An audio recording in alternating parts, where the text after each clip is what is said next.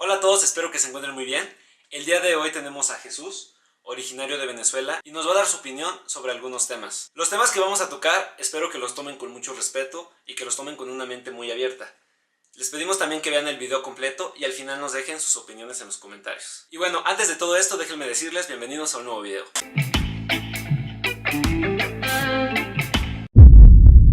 Bueno Jesús, para empezar, primero quisiera preguntarte ¿en qué año naciste y dónde naciste? Yo nací en 1995 en San Cristóbal, estado Táchira, Venezuela. Venezuela. ¿Y cuántos años viviste en Venezuela? Viví continuos 17 años, me vine un año a México, regresé otros 3 a Venezuela y ya tengo casi uno aquí. Entonces prácticamente has vivido toda tu vida en Venezuela y te han tocado básicamente todo el régimen de Chávez, ¿Sí? y de Maduro. De Maduro, a los dos lo vi ganar. A Chávez cuando tenía 4 años solamente y Maduro ya tenía 18 años cuando ganó. Ok, la primera pregunta que yo te quisiera hacer es ¿cómo fue, en tu opinión personal, todo el cambio que ha llevado a la situación que actualmente tiene pues, Venezuela? Ok, hay que empezar primero cómo llega Chávez al poder, por qué llega Chávez al poder. Chávez llega al poder porque los 90 fueron una década muy difícil para Venezuela, muy similar a lo que está viendo México actualmente. Fue una crisis económica y un poco social, sin embargo no tan fuerte para nada con lo que está viendo actualmente, pero sí se sentía un malestar social. La gente se sintió identificada con Chávez, se sintió que era su esperanza de salir de esa crisis, ¿no? Hace falta alguien que cambie drásticamente el país, que limpie los corruptos, bueno.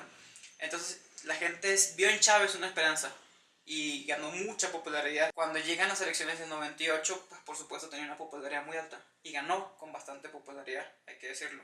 Chávez ganó.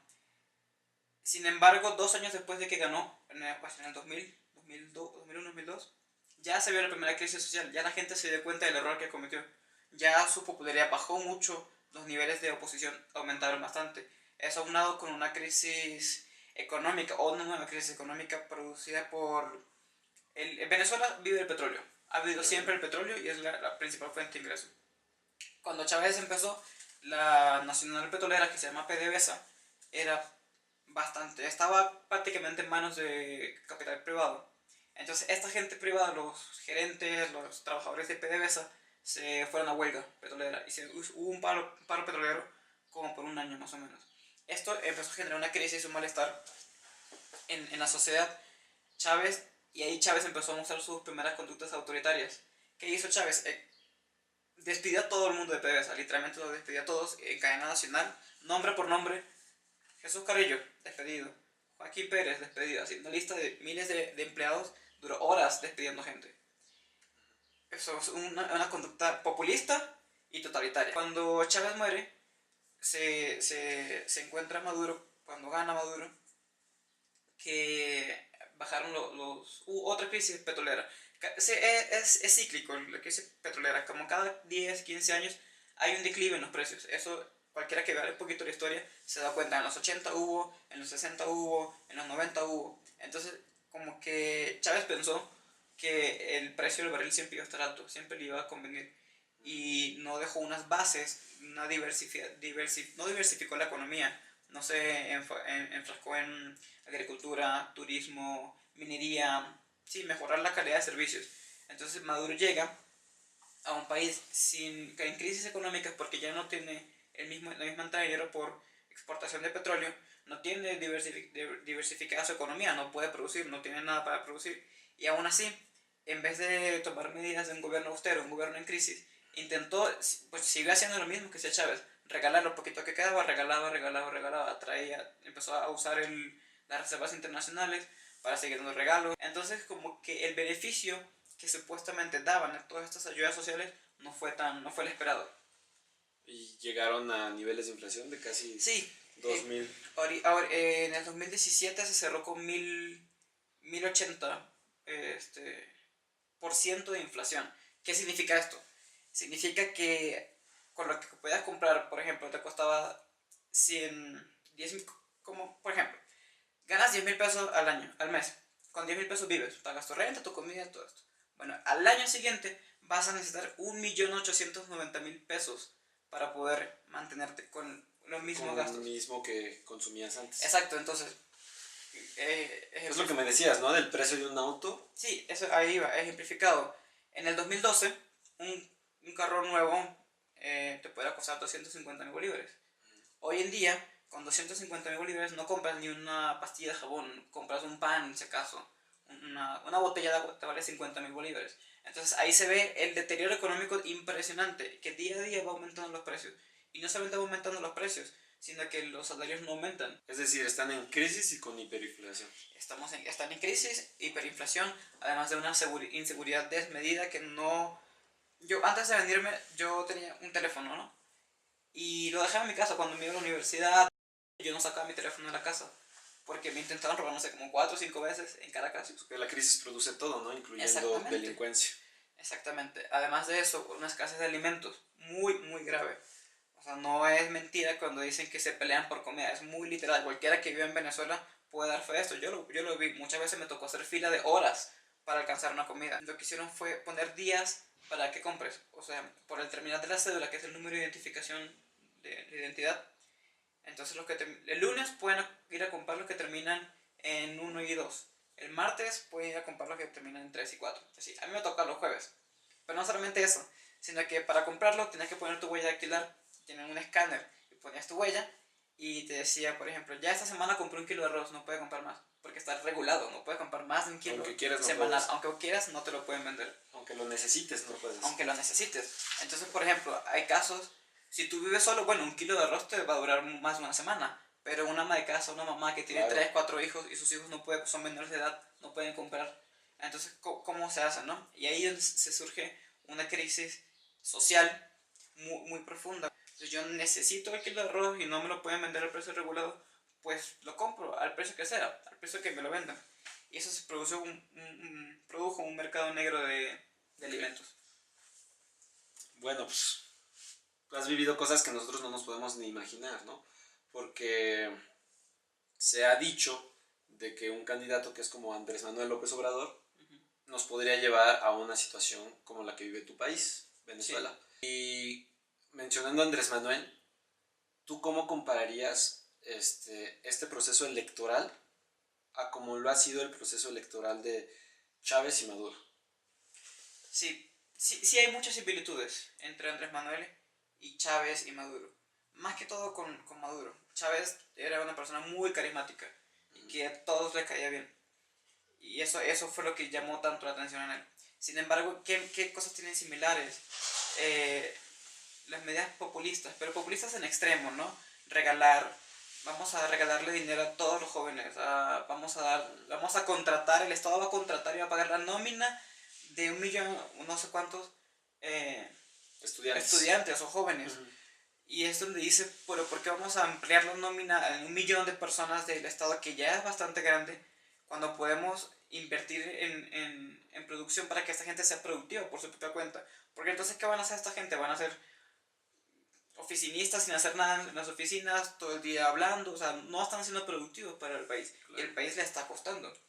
Entonces, está bien que el Estado apoye, pero la persona tiene que producir también para su Estado. Es recíproco. Entonces, estas medidas son muy iguales a las de Chávez. Chávez no le importaba que la gente no fuera recíproca con el Estado, sino el Estado da porque el Estado puede. El Estado le va a dar estudio, el Estado le va a dar casa, el Estado le va a dar dinero, le va a dar comida, aunque ellos no respondan, aunque ellos no estén produciendo en sentido de sí, como agradecimiento, ¿no? Recíproco para el Estado.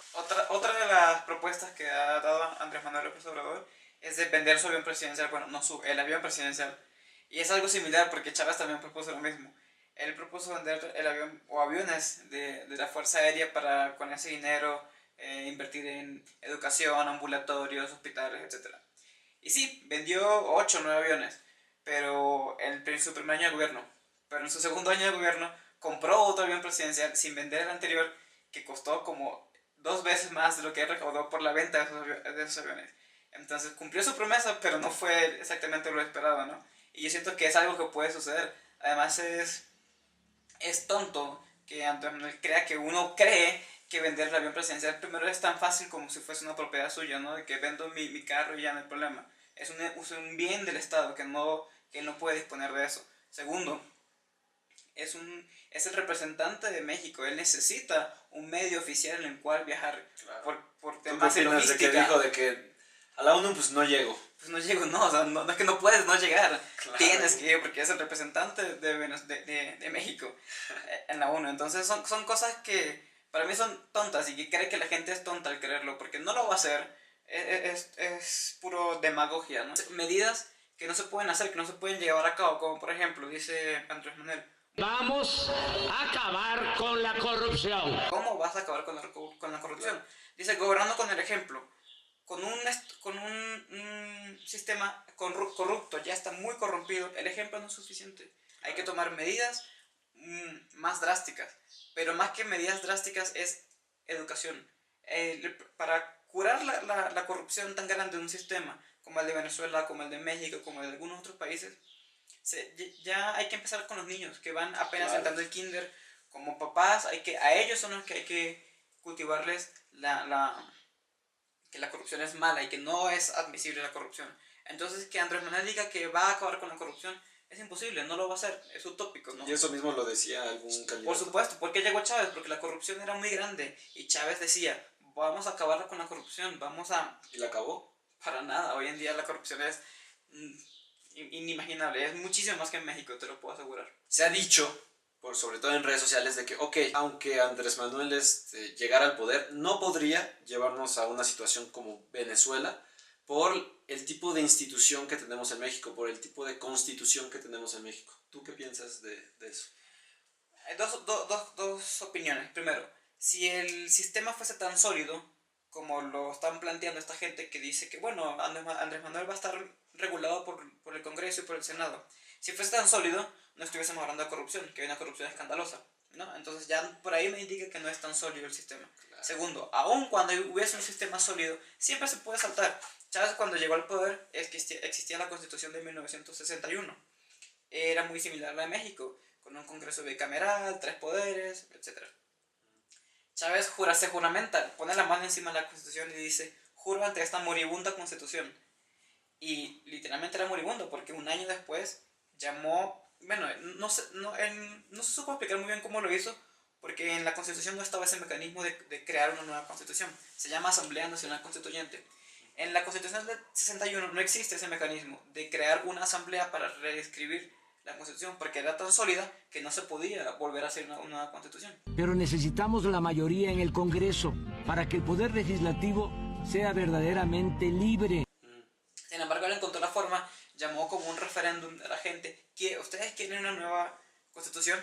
Obviamente tenía muchísima aprobación Chávez. Mucha gente adentro también, exactamente, ¿no? Ganó el que sí quería una nueva Constitución. Se instaló esta Asamblea Nacional Constituyente y empezó a hacerse la Constitución de 1999 que hizo Chávez. En esta Constitución muy moderna, muy buena, muy sólida, pero sin embargo hizo una modificación imperceptible pero muy, muy grave, que fue que cambió el Congreso o el Poder Legislativo, ya no es Congreso bicameral sino una sola cámara, es de diputados se llama. Entonces es mucho más fácil controlar solamente una cámara que 2 cámaras. Y se fue saltando dentro de la Constitución, pero saltando los mecanismos. Entonces yo digo que no hay ningún sistema que esté exento, porque si hubiese un sistema exento, no se hubiese pasado en Venezuela, en Corea, en Rusia, en Bolivia, en Argentina, o sea, tantos países que han sufrido de sistemas totalitarios que simplemente la democracia, el sistema democrático no te blinda del todo. Y tú nos estás diciendo básicamente que Andrés Manuel López Obrador, en tu opinión, podría ser un peligro para México. O sea, tú ya lo viviste. Sí, o sea, a mí nadie me lo contó, no lo leí. Claro, y entonces ahora tú me estás diciendo que ves a Andrés Manuel como un posible peligro. Lo estás comparando con Chávez y con Maduro, ¿no? Sí, o sea, es que cuando tú vives en Venezuela, tienes toda tu vida escuchando estos discursos socialistas, populistas. Que no es demócrata. ¿Usted está dispuesto a entregar el poder después de 5 años? Claro que estoy dispuesto a entregarlo, no solamente después de 5 años, yo he dicho que incluso antes. Si, por ejemplo, yo a los 2 años cometo un delito, un hecho de corrupción o algo que justifique mi salida del poder antes de los 5 años, yo estaría dispuesto a hacerlo. Y una cosa que quiero decir a los que nos están viendo, va a haber revocación del mandato. Ya lo has dicho. Sí, Cada 2 años me voy a someter a la revocación del mandato y los ciudadanos van a decidir si quieren que yo continúe o no. ¿Nacionalizaría algún medio de comunicación, algún medio No, privado? basta con el medio de comunicación que tiene el Estado hoy. Democratizar los medios de comunicación.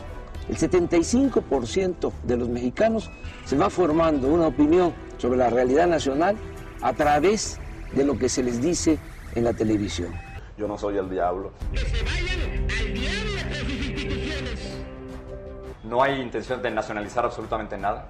No, absolutamente nada. Incluso hemos dicho, nosotros estamos dispuestos a darle facilidades aún más de las que hay a los capitales privados internacionales para que vengan aquí a invertir. Tenemos un proyecto bastante ambicioso que necesitará de la inversión privada. Este movimiento está también integrado por empresarios. Decirle a la gente que no estamos en contra de los empresarios. Aunque él no se llama populista ni socialista, porque nunca, al principio nunca se llaman. Chávez no se llamaba socialista en ningún momento, hasta su segundo gobierno, que fue que se empezó a llamar socialista. Porque al principio ese término de socialismo o populismo es muy controversial y la gente no lo acepta. Ya que se ganó a toda la gente, pues ahí sí lo soltó. Y esto es lo que puede pasar con él. Porque es un riesgo además. Tengo entendido que su proyecto es de 18 años, de Andrés Manuel. ¿Cómo piensa hacer un proyecto de 18 años Cuando es un sexenio. Exactamente, entonces quiere decir que él ya tiene en mente una reforma constitucional. Sí, sí. Y si tiene en mente esta reforma, tiene en mente más reformas. Entonces, ¿qué peligros podría traer esto a México? No estamos exentos de México vivir lo mismo que está viviendo Venezuela. Para nada. Y Venezuela estaba parecido a México. Sí, muy parecido, muy bien. Estaba en vías de desarrollo. Claro. Fuimos de las mejores economías del continente. Tuvimos el PIB más alto. Venezuela estaba en muy buena posición. Y actualmente está en un estado En la de peor, crisis. esta es la inflación más alta del mundo. Tenemos hiperinflación, los niveles de inseguridad y de violencia más alta del mundo. Los niveles de pobreza tienen 51% de la población. Es pobreza extrema, o sea, no pobreza ni siquiera relativa, extrema. Entonces, como un país que estaba en vías de desarrollo, que fue el paraíso de los europeos después de la guerra, portugueses, italianos y españoles hicieron sus colonias en Venezuela porque era el paraíso, porque estaba en vías de ser un muy buen país. ¿Qué pasó entonces? Entonces una mala gestión, si es posible, que dañe un país. Entonces no es que un país ya está blindado y que nadie lo puede dañar. Entonces tú piensas que, por ejemplo, este periodo de elecciones que tenemos no es como tomarlo a la ligera, ¿no? No. Porque tú ya lo viviste. Elegir a una persona incorrecta te puede llevar a tener una calidad de vida pésima, ¿no? Sí, el voto hay que darlo con inteligencia.